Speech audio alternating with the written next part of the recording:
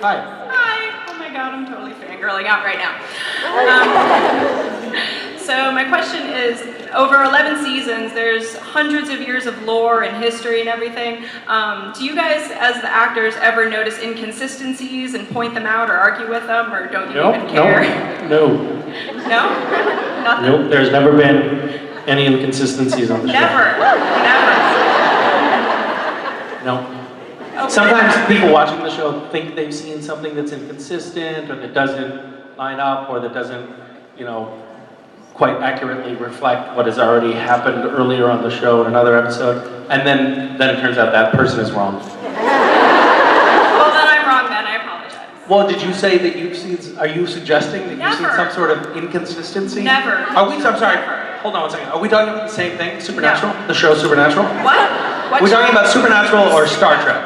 Because if it's Star Trek, I get it. So you are, Yes. I feel like there's some innuendo here coming from you that Never. I actually don't really appreciate. That's suggesting that there's some kind of inconsistencies appearing in the show. Yeah, the narrative. If there were. If there were. If there were. Yes. Do you guys ever point it out or argue about it? Or No, that wouldn't happen. Okay. Yeah. Even hypothetically? No. Nope. Well, thank you for your answer then. I appreciate it. I mean, we do occasionally have little conversations like, okay, so in this scene, you're gonna teleport out of here. And I'll be like, okay, how do I teleport again? And then someone in the crew will say, you put your hand on the forehead and then you teleport. And somebody else will be like, no, I'm pretty sure it's you put your hand on your shoulder. And somebody else will say, no, I think you just stand next to them and then you teleport. And I'll be like, all right. Whichever one sounds most convincing is usually the one that I go with. There are times when we do have minor arguments about things. But there's definitely no inconsistency on the show, for sure. I had a moment where we were shooting a couple of episodes out of order last season, which because of actors' availability, so that can get kind of confusing because we're shooting, episode 19, and then the next episode we shoot is episode 18, and it's hard to sort of keep everything in your head. And there was this one scene where I was going to find Dean, and we had some tracking device.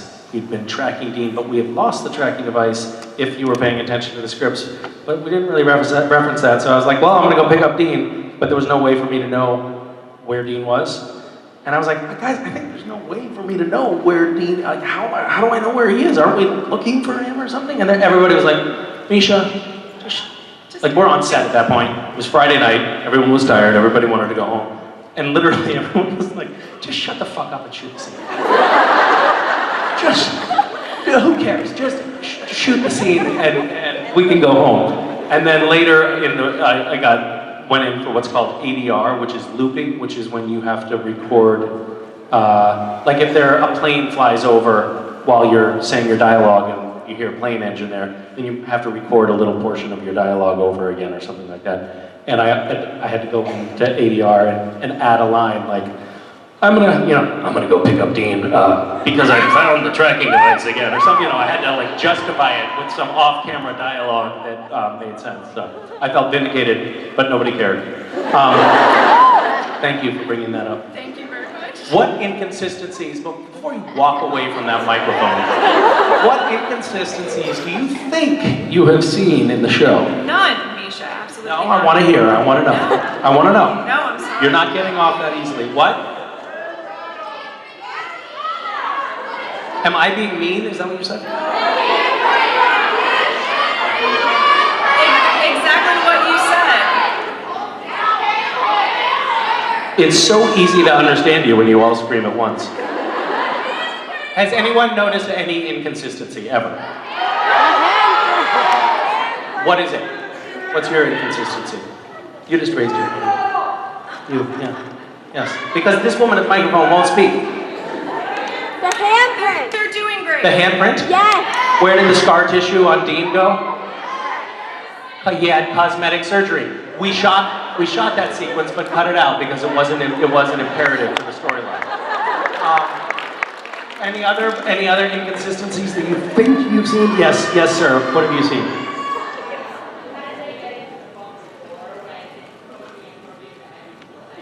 How did we get into the bunker door when it's supposed to be impervious to every type of entry? Yes. Well, how did what? How did the Steins get in there?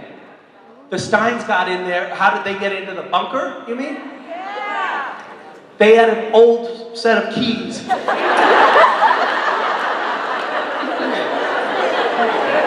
They don't talk about that, but there had been a duplicate set of keys made at some point that Sam lost, and then the Steins found the keys, and foolishly Sam had labeled the keychain Secret Bunker Keys, so they knew exactly what they were for. Any other problems that you think you might have? Yes, what? Why didn't Charlie just climb out the window? Yeah. Why didn't Yeah. she climb out the window to escape? Yeah, it seems like it would have been easy, but no, she couldn't because she was letting her nails dry at that point, and that would. If you were paying attention to the storyline, you would have noticed that she was letting her nails dry in that scene, and so she couldn't climb out the window without. Okay, I think that I've pretty adequately proven that there aren't any inconsistencies. There are not inconsistencies. There definitely are occasionally audience members who aren't following the storyline carefully and miss salient clues. Yeah, it's okay. Go back and watch it again. You'll pick up the details. Hi. Hi. I had a question. Back in season 5, they had that character Jesse, the one that turned you into action figure. Yes, the Antichrist. Yeah, they made it sound like he was going to be really important, but then we never saw him. No, he's just the Antichrist. He's okay. He's a minor character, he's just the Antichrist. I just thought he was going to Yeah. come back later. No, it's just the Antichrist. Okay. Thank you. It's kind of a badge of honor for the show. This is the only show for sure, ever, that could introduce the character of the Antichrist and be kind of like, yeah, but that's a little thing. We're not gonna get big into that. God has a much bigger arc coming up, so we have to sort of focus on that for now.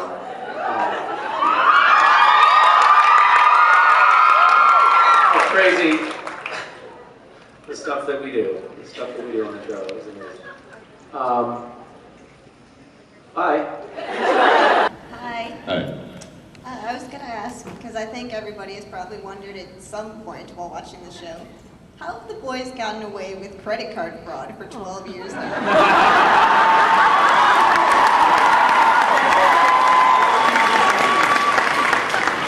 Or impersonating a federal officer. And I'll tell you how. There's, we see people like Jody Bills, right? Who wear a badge and know what we do. I believe there are some people that are helping get rid of certain evidence that may incriminate Sam and Dean Winchester so that they can continue doing what they do. That's how I kind of justify it. I have a more important question. Do we have any law enforcement in the audience? Because she's clearly asking for advice on how to get away with it. She's wearing red shorts. And there she goes. Yes. And you're under arrest. Without sharing secrets of how to commit fraud and get away with it. I think it's small time enough to... We have like police rushing in.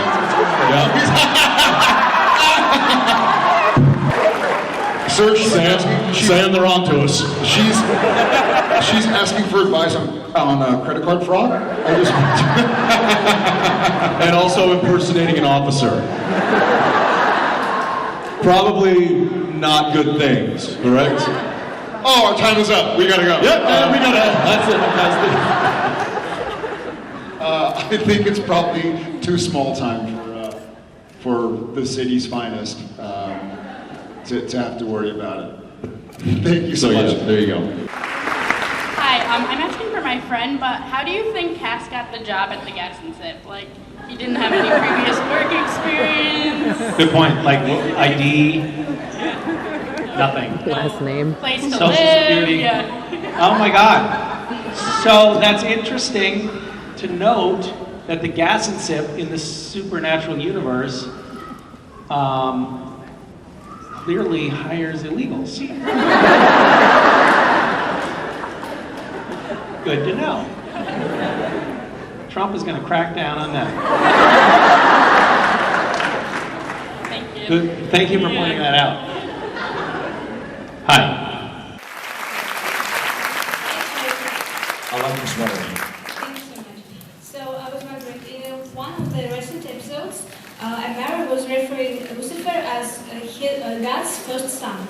And I was thinking, well, it's huge canon mistake. I mean, Michael is the first son, and who is responsible for such things, and why is no one controlling this? That's a great question. Is that true?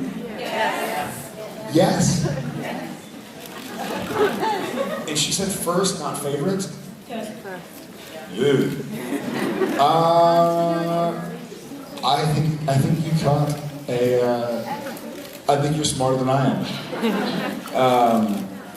I think a few of the writers want to make a point that Lucifer was God's favorite son or child, and maybe in a line reading it came out first or favorite, whatever it was.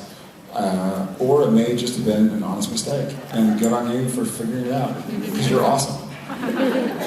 It was all over the internet. Well, start tweeting me now, and I can fix it.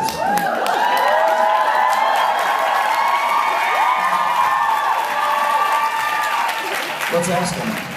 Hey, Chuck, who's your favorite son? Chuck.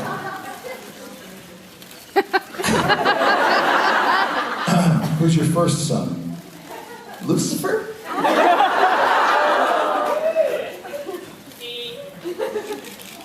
Michael. Okay, but who's your favorite son? Lucifer. Well, he's got. But I'm partial to Gabriel as well. That's true.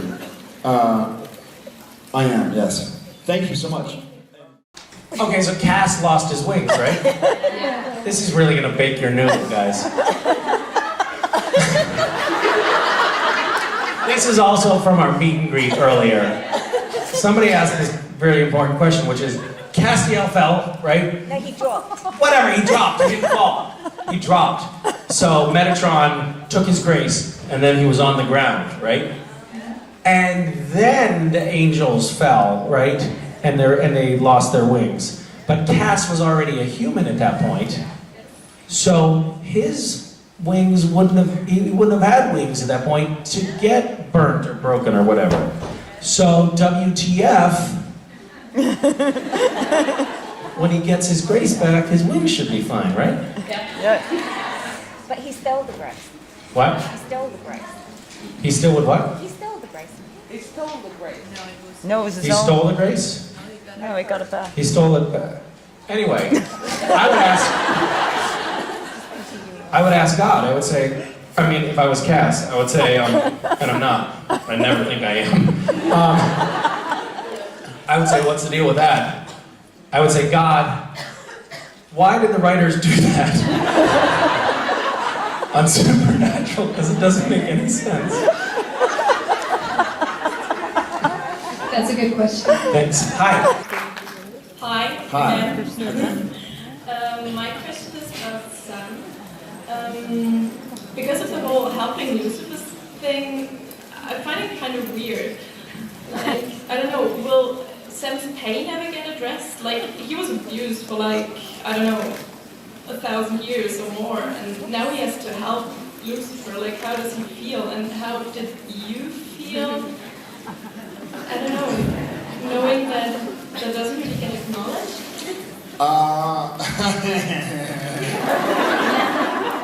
I talked about this in my private meet and greet,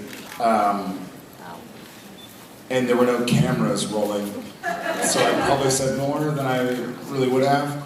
But what I will say is that the last episodes had a lot in them, and so we are allowed to film 42 minutes of the TV show, because you need 18 minutes of commercials, 42 minutes of content. And so there were some scenes that were written that were ultimately cut And some of those scenes involved Chuck telling Sam why he should no longer be afraid of Lucifer while he's around. And so for me as an actor, I wanted to be, you know, I know Sam. Sam is terrified of Lucifer. He's been Lucifer, he's been ruined by Lucifer, he's been in the cage in hell, the box in hell because of Lucifer. He doesn't want anything to do with him. So Sam doesn't feel comfortable. And there's a lot of choices I made as an actor that I'm sort of sad that they didn't show up on screen, but I understand that we're only allowed a certain amount of time. It's not Lord of the Rings, right? Where you have 45 hours or whatever. So you're right, and I agree. And as I mentioned in my private, it's really cool because that is, the question you just asked is a discussion we had on a daily basis in March of this year. So, like Jensen and Misha and Mark and Ruthie and you know, Emily and Rob and I, we had these discussions, and then we're like, you know what? Let's no one's gonna really know or look into it, and then you come here to Italy, and you're like, oh, this, and you're like, oh my God, like people are paying attention. Like, it's really cool. I mean it, like kudos to you, and kudos to you, and kudos to all of you, because we have these discussions because we live this show 184 days out of the year. And so we overthink it, it's our job, and we know that once they call cut, moving on, like, you don't get another chance, but your choice will live forever. So we know that our choices will last forever. And so it's just really nice, it's really nice. This is the first time I've had a chance to see people who've watched the show, and we're going like, wait a second, I took issue with this, and I'm like, I did too! Me too! So, kudos to you, but I think it gets explained. But I think the big deal was that what maybe the audience didn't see is that Chuck told Sam and Dean that they did not need to be scared of Lucifer. Chuck, God, basically said, listen guys, if you have some grievances, air them, or display them. I'm trying to figure out the proper word to translate into foreign languages. Let them manifest, because you're safe. And so I feel like that's why Sam was maybe a bit more brash than I would have liked. Okay. But thank you for noticing. Very, very cool. And good on you. Thank you for your answer. Thank you.